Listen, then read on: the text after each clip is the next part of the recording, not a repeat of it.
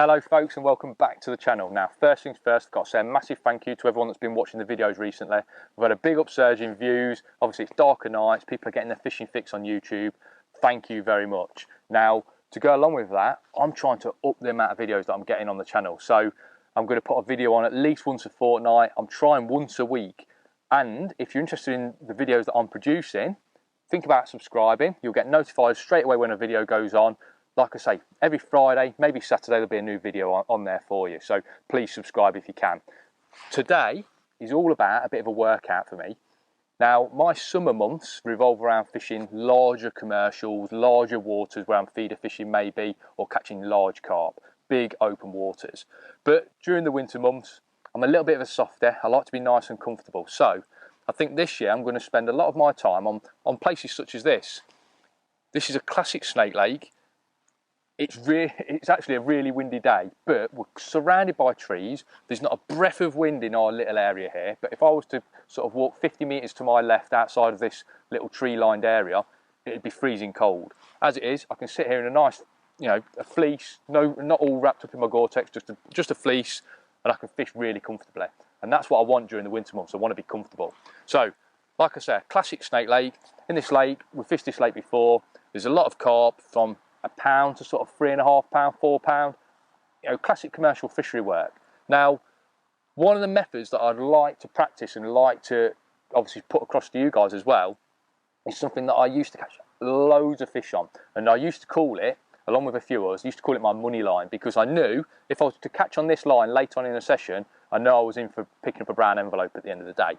And this is a line that probably replaces a margin line during the winter months. We all know that during the summer, if we can go down the margin with maybe an hour and a half to go, when we start getting bites, we know we're in for a good day. We know we're going to, do well in the match.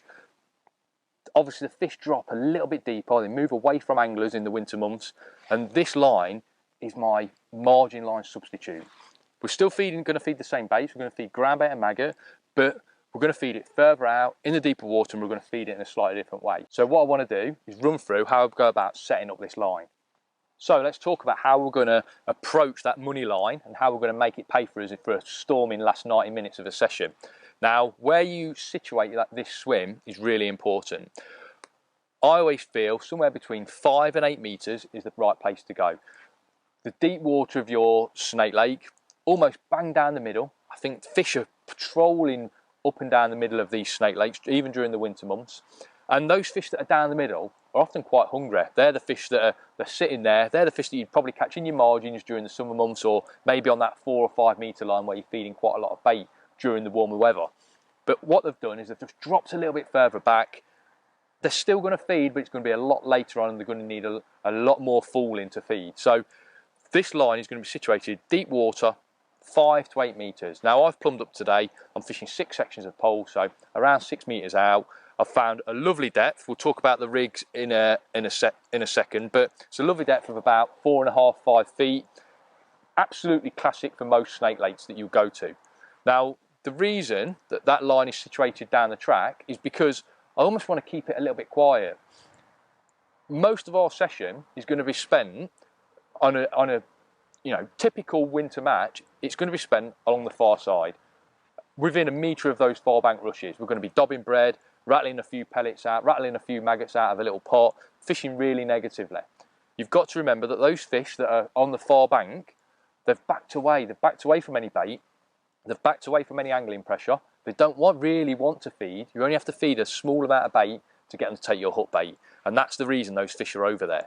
The fish that we're going to be targeting are those ones that are feeding slightly more aggressive. They actually want to feed at some point during the day. Now, where you situate your line, left, right, straight in front of you, I also think is really important. So today, we've got some trees behind us. The sun's swinging round my left shoulder as the day goes on. And what I want to do is make sure that there's some sun on the water when I'm going to fish my swim. I think sun on the water plays a massive part in winter fishing. Quite often you'll be fishing away, all of a sudden you'll stop catching because some shades come on the water. The sun's gone behind a tree. The fish don't want to be in that cooler water. If you can find a spot in your swim that's just a degree or 2 warmer, those fish are going to be more happy feeding there than they are in the cooler water underneath the trees. Something that was so apparent when I shot the underwater footage with Lee Kerry for our Edge channel was at one point during the day, the sun went behind a tree and the fish just would not come in on the spot. And then as soon as the sun got round past the tree, those fish were bang on the spot again, just because the sun was warming the water. And you know what it's like for even us humans, we want to be in the sun. You know, in the winter months, we want to sit in the sun. We want to be slightly warmer. So today, I've placed my swim slightly to the right. It's absolutely perfect because it's out of the way of all the rest of my swims, but also it's going to hopefully get some sun, you know, when the sun comes behind that tree. Now let's talk about how I'm going to feed the swim. Again, I'm going to treat this almost like a margin swim in the summer months. So what I don't want to do is feed this swim from the start. I know it's very unlikely that fish are going to settle there from the start. As I say, we're going to be dobbing all around that far bank, but I want to feed it at the right time of the day. To kick off this swim, I've mixed up, and groundbait companies, they can take this either way. They might not like me for this, but you need hardly any groundbait for this swim because really you're just mixing up enough bait just to kick the swim off. Now, what I like to do to kick this swim off is probably half hour before you're going to start fishing this swim, one ball of groundbait. So that ball is sort of, I don't know, Satsuma size, fits nice and comfortably in big pot, and hopefully you can see that it's not really damp. I've mixed it up, I've given it 2 lots of water, but it's not really damp. I've hardly squeezed the ball together. What I want to do is pop the ball in, I want it to go to the bottom, and I want it to spread really nicely and create this nice little area of attraction for those fish to come in on. Like I say, all I'm doing with this groundbait is setting a base. I know that if the water was slightly warmer, all this groundbait in the swim, all this ultra fine groundbait in the peg would cause problems with fish getting excited down there, digging up the sill. If you've watched the video that I shot at Holly Farm when we were fishing with worms, you could see that those fish were really aggressively feeding over the groundbait. The water temperature now has just dropped probably 3 or 4 degrees colder. Those fish aren't going to be as active as they were back a few weeks ago. So we can feed our groundbait, and we can feed it so it creates that little bit of a carpet. You'll know when you've got it right because you'll squeeze a ball, it will sink perfectly. But then when you pot it in, you'll see bubbles straight away as it's fizzing and it's breaking up almost as soon as it hits the bottom. And that's the ideal consistency for your groundbait if it does that. Now, groundbait wise, like I say, you hardly need any groundbait for this. We're just using it literally to kick off the swim. I've mixed up probably 1/3 of a bag. This is Swim Stim Black Amino. I think a black groundbait works really well, especially when you're trying to create that little bit of a carpet. The water here, you can probably see 2 or 3 feet down. It's really clear. So as we all know, clear water means black groundbait. Dark groundbait, so the fish feel comfortable over the top of it. I think a pellet-based groundbait is really important. The fish are used to feeding on pellets throughout the summer. You're just trying to give them a bit of a taste and something for them to just sit over and feel happy over, really. And it's a really good way of kickstarting the swim. Like I say, you want to be doing that probably half an hour before you intend to feed the swim. I've already put my little ball in today before I started talking to you, so hopefully it's sitting there and it's doing the job for me. Now, with regards to feeding it with our bait that we're going to put on the hook, maggots are the bait. Maggots are superb bait in the winter months. We all know that. Everything eats them. And combined with the groundbait makes a brilliant combo. So what I want to do is set the swim up. So after I've potted that ball of groundbait in, I'll probably carry on fishing for half an hour on my other lines. But while I'm fishing those other lines, I'll be dripping some maggots in. Now I want to do this really accurately. That means using a pole mounted pot. And whether I'm feeding any bait on those lines across the far bank or not, I'll still have that pot on the end of my pole. And as I'm shipping out, I'll just make a bit of a deviation to my 6 metre line, rattle in a few maggots, then I'll carry on across and start fishing across. Now, that means that I might have to use 2 pots on the pole pot, one for pellets, one for maggots. What I'm doing though is using different lids for each situation. So these grip flex pots come with 2 different lids. One's a really small sort of shaker style lid with 3 holes in. They've got really tiny holes in. But what I like to do is use this lid with one small hole in for dripping some bait in. So that's the pot I'd probably use if I was shipping out, feeding a little bit of bait, and then fishing another swim somewhere else, because I can just release, you know, 4, 5, 6 maggots in one time, and then I'm fishing on my other lines. But the pot for actually fishing this line, I've enlarged the hole, just got some scissors and enlarged the hole. And that's because I don't want to be dripping maggots in. I want to be sort of dumping them in the swim. I want them to go to the bottom, and I want to fish with bait on the bottom, my loose feed on the bottom, rather than it falling through the water constantly. The reason I've still used the lid rather than just taking the lid off totally is because I've still got a bit of a lip there with the lid, and that just means that my maggots are less likely to bounce out when I'm shipping out. So what I want to do, as I say, is just drip maggots accurately onto that line for maybe half an hour. Keep it topped up for half an hour. Now, that doesn't mean that you're feeding small amounts of bait. You'll probably get a feeling from the rest of your session and how that's going to how much bait you can feed on that line. It might be a case of feeding a full pot full of bait on that line, you know, only a little pot full, but a full pot full of maggots on that line every time you ship out, or it might be a case of just feeding 4 or 5 maggots. You know, you'll probably realise that if you've only caught 2 or 3 fish for the rest of the day, you might not need loads of bait on that line. Fish obviously aren't feeding aggressively, so cutting the feed back is going to be the way to go. But if you've had a really good day on the far side, but you just feel that it's slowing down and you need somewhere else to go, filling that pot each time is going to be the way to go. Remember, we want this line to really kick in for the last 90 minutes. If it works, we're in the money. So let's move on to the rig. We've got standard winter sort of like small carp F1 elastic. That is pink reactor core.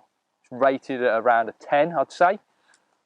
We've got a little carp blues float, wire stem, 1.5mm bristle, and that's 4x12s. The reason we're using a 4x12 float, maybe not something a little bit heavier, is the water, like I say, is so clear, and I feel that at some point we might have to just spread the shot out a little bit and fish a bit nicely through the water. Although we're looking to catch reasonably fast on this line for the later part of the session, it's not going to be a race. You know, we can still wait that extra 2 or 3 seconds for that rig to settle through the water. And also, I don't think we're going to be getting loads and loads of line bites. We don't need a really heavy rig to hold our bait there. So 4x12s is about the right size for me. I've got my number 10s spaced out throughout the bottom quarter of the rig, I'd say. This float actually takes 6 number 10s, and I'm using an 8-inch hook length, but I'm placing my last number 10 on the hook length halfway down. Obviously, with these slot shot, they don't damage your hook length, so I'm using 0.10 hook length, 0.16 main line for robustness, and I can quite happily put that slot shot on the hook length and move it up and down if I want to. I've got size 18 hook on, and I envisage the best bait today is going to be double maggot or maybe single maggot and a pinky, something like that. So size 18, spot on. Right, it's time to have a go on this line. I've been dripping an odd maggot in between talking to you guys. I've been dripping a few maggots in, probably not as many as I'd be doing if I was actively fishing, but we've still put up a little bit of bait in, and hopefully that ball of ground bait's working for us as well. So I think one of the best baits for this line is a maggot and a pinky. So that's what I'm going to start on. This is a fantastic bait for your winter carp, winter F1 fishing, when you're fishing light lines. I think the pinky just adds that little flick of colour. And as you can see, I'm not using dead maggots, I'm using live maggots. Whenever I'm fishing in this way, I always like to use live maggots. I think they sink a little bit faster and I think they're a little bit more appealing to the fish. So live maggots are the way to go. Now what I'm doing is I'm lining up with my far bank marker that I've earmarked before we put the bait in, and I'm going to put my I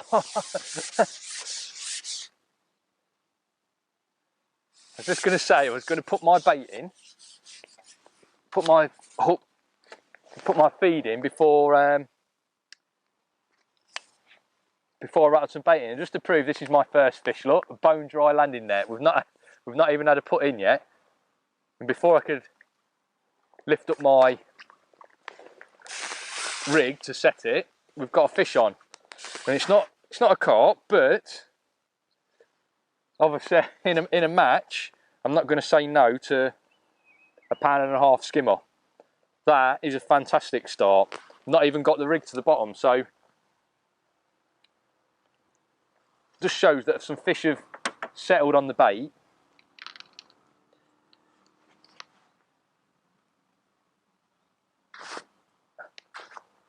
The only bonus I've got there is I managed to tap my bait in before that fish pulled the elastic out. I think we'll do that again just to show you what should happen before we got interrupted. So I'm not going to deviate away from the hook bait. A maggot and a pinky.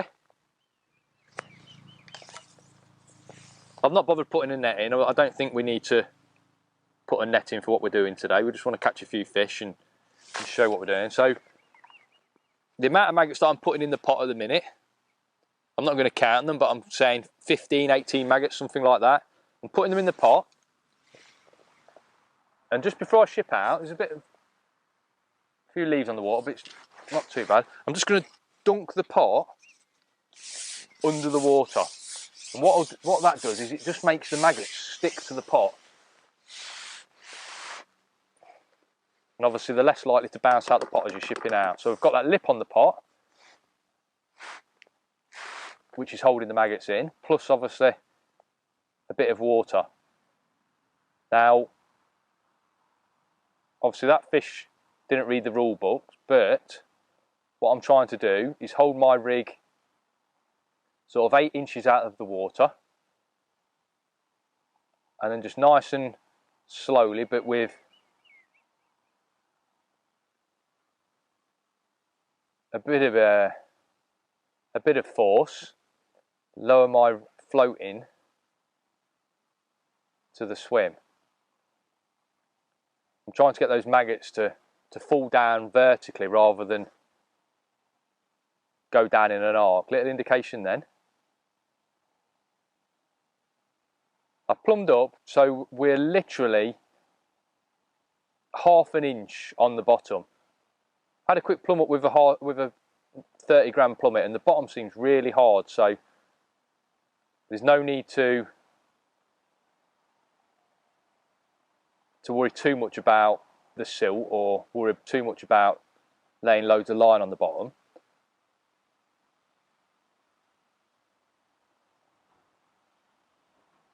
And I've got the float dotted nice and low to the water.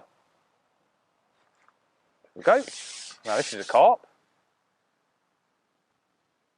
We've fished this lake obviously in the past. We've shot a video here, my old mate Smokey Joe. We came here I think 2 or 3 years ago now, and the fishing was fantastic. But every fish seemed to be sort of under a pound. And apparently the fish have grown on really nicely in the last couple of years. So it'll be interesting to see what size the fish are now. But if you can imagine that we've caught a few fish across during the first 3 hours of the match, and we're just holding our own. We're up against a couple of other anglers who have got a similar number of fish. And then we can drop on this line, or we can feed this line, knowing that we've got somewhere to go. And look at that. Beautiful little carp. I'd say he's a chunky fella. I'd say he's 2.5 pound. One of those every chuck, and I'm not going to be unhappy, let me tell you.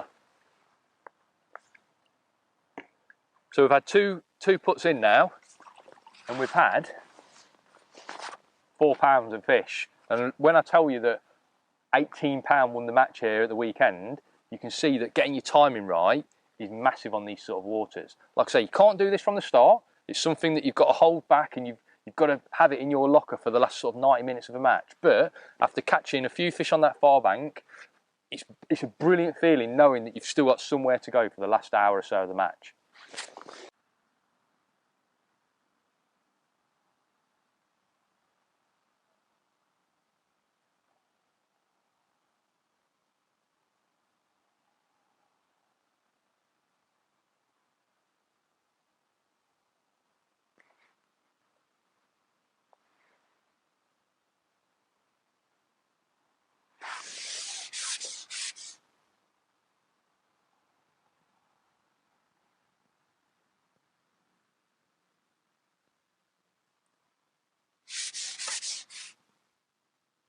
So anyone that knows me